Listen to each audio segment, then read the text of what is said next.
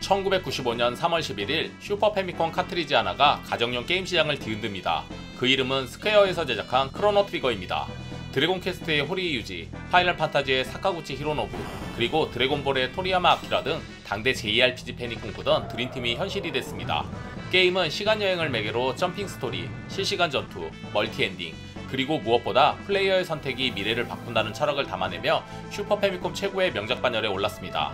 오늘은 JRPG의 전설 크로노 트리거의 개발비와 시스템 설계, 스토리 해석, 음악, 팬덤, 그리고 리메이크 가능성까지 여러분과 함께 파헤쳐보겠습니다.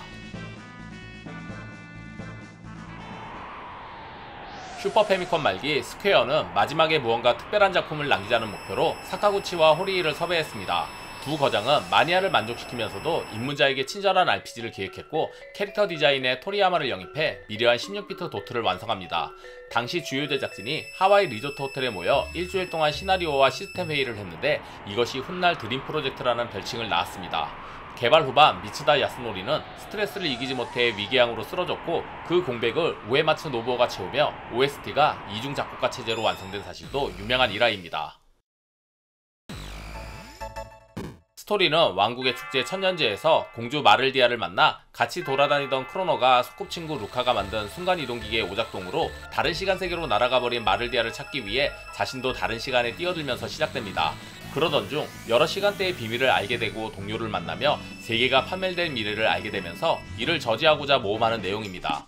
기원전 6500만년 선사시대부터 기계 문명이 폐허가 된 서기 2300년 미래, 그리고 라보스가 행성을 멸망시키는 최종의 날까지 6시대를 오갑니다.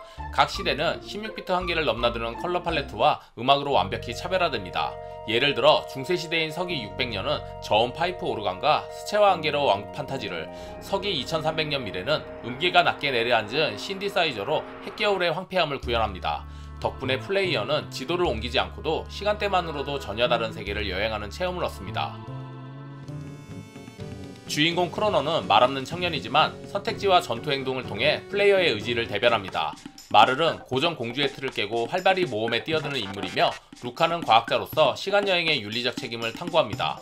개구리는 중세 기사단의 명예를, 로버는 기계도 영혼을 가질 수 있음을 상징하죠. 특히 에이라와 마왕은 선사시대와 마법왕국에서 각각 본능과 야망이라는 테마를 담당해 파티 내부 갈등을 풍부하게 만듭니다. 크로노 트리거는 이러한 캐릭터들을 통해 시간이 달라도 인간의 본질은 같다는 메시지를 전달합니다. 게임은 평화로운 축제로 시작하지만 마를이 시공간 균열에 빨려 들어가면서 운명이 엇갈립니다. 플레이어는 과거로 가서 왕국을 구하고 미래로 가서 인류 멸망을 목격하며 최종적으로 라보스라는 기생형 행성 파괴자를 물리쳐야 합니다. 스토리 진행 중 크로노가 사망했다가 플레이어 선택에 따라 부활 여부가 갈리는 전개는 당시 JRPG 문법을 뒤흔든 대담한 연출이었습니다. 13개의 엔딩은 최종 보스를 언제, 어떤 조건으로 깨느냐에 따라 변화하며 결과적으로 게임 한번 깨고 끝이라는 법칙을 무너뜨렸습니다. 크로노 트리거의 액티브 타임 배틀 2.0은 전투화면 전환 없이 필드에서 바로 이뤄져 게임의 리듬이 끊기지 않습니다. 이런 시스템은 이동에서 전투까지 이어지는 시간을 줄여주고 게임에 좀 더 몰입할 수 있게끔 도와줍니다. 특히 2인 3인 합기 기술은 파티 조합마다 다른 애니메이션 효과를 보여주며 전략뿐 아니라 보고 즐기는 재미를 극대화합니다. 기믹형 보스전, 예를 들어 부위마다 약점 속성이 바뀌는 기가 가이아는 이 합기 기술을 활용해 퍼즐처럼 설계되었습니다. 마을 주민에게 씨앗을 건네면 미래시대에 푸르숲이 생겨나고 선사시대에서 얻은 레드락은 전설의 건 그랜드리온 제작으로 이어집니다.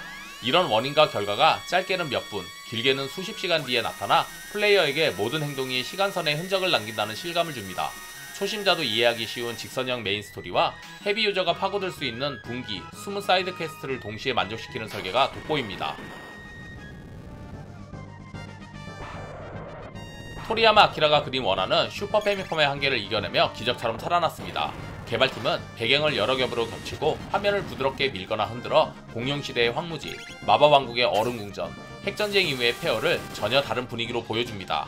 전투에서는 보스 크기에 따라 그림을 즉석에서 키우거나 줄여서 거대한 보스의 느낌을 잘 표현하였습니다.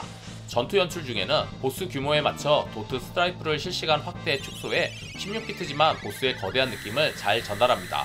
음악은 미츠다 야스노리가 54곡을 작곡했고 위궤양으로 쓰러진 뒤 우에마츠 노부오가 10곡을 추가했습니다. 메인 테마 크로노 트리거는 활기찬 드럼과 브러스 사운드가 결합되어 마치 시간 속을 질주하는 느낌을 주며 선사시대 테마는 북소리와 휘파람 같은 플루트로 원시적인 활기를 주고 마법왕국 테마는 잔잔한 전자음과 메아리 효과로 꿈꾸는 듯한 느낌을 만듭니다. 최종 보스전 테마는 합창과 현악기를 크게 올려 세상이 멸망할 듯한 분위기를 조성해 긴장감을 높입니다. 이렇듯 그래픽과 음악이 잘 어우러져 플레이어는 16비트 콘솔에서도 마치 한 권의 화려한 시간여행 그림책을 넘기는 듯한 경험을 할 수 있습니다. 주인공들은 각자 전용 사이드 퀘스트로 과거를 치유하고 최강 장비를 얻습니다. 중세로 간 개구리는 사이러스의 유령과 화해해 전설의 건 그랜드리온을 완전 각성하고 미래 발전소의 로보는 창조주 마더브레인을 설득해 기계도 의지를 지닌 존재임을 증명하며 무기 기가 대시를 획득합니다. 현대의 루카는 과거로 돌아가 어머니를 구하는 퍼즐을 성공해 평생의 죄책감을 벗고 마를은 중세수 퍼즐을 풀어 활을 제니스 부호로 강화하며 왕실과의 관계를 회복합니다. 마지막으로 에일라는 선사시대에서 발견한 홍염도를 중세 대장장이에게 건네 태양의 투구와 갑옷을 완성해 파티의 생존력을 끌어올립니다. 이렇게 각각의 퀘스트는 캐릭터 내면의 상처를 봉합하고 라보스전에 필요한 최종 장비를 제공함으로써 시간여행이 서사와 시스템 양쪽에서 완결되는 순간을 만들어줍니다.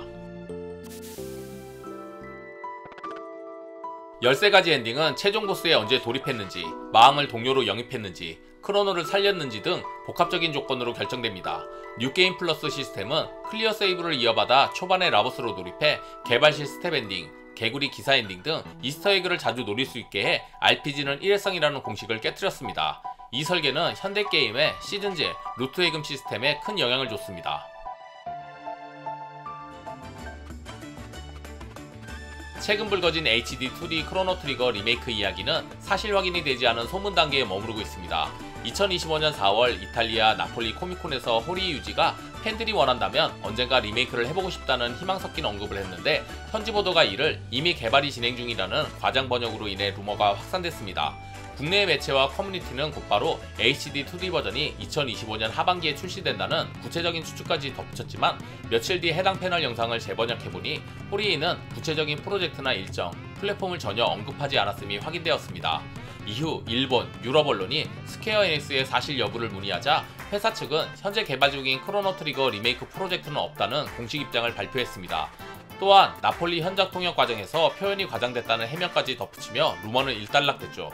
결과적으로 HD 2D 리메이크는 아직 구체적인 계획이 없으며 호리의 발언 역시 팬서비스 차원의 희망 표명에 불과했습니다. 다만 스퀘어 에닉스가 최근 라이브 어라이브, 드래곤캐트 3를 HD 2D로 성공적으로 리메이크한 전례가 있는 만큼 언젠가 현실화될 여지는 남아있습니다.